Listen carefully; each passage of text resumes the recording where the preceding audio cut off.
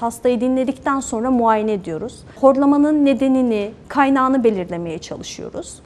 Bu kaynağı belirledikten sonra bir gün hastaları hastanemizde misafir ediyoruz. Uyku testi yapılıyor ve uyku sırasında değerlendirmeler yapılıyor.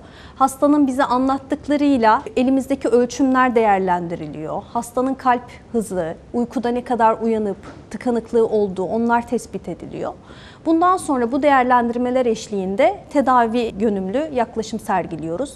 Öncelikle hastaya sigarayı bırakması, kilo vermesi, sağlıklı yaşam, spor, sıvı tüketimi, alkolün bırakılması bunlar en başta önlemlerdir ve hastaların en fazla yarar sağlayabileceği yöntemlerdir diyebiliriz. Yani burada öncelik hastanın kendine düşüyor tedavi yönteminde. Hastalara cihaz öneriyoruz. Cihazdan yarar görmesi için veya cihazdan yarar görmeyen hastalara ameliyat öneriyoruz.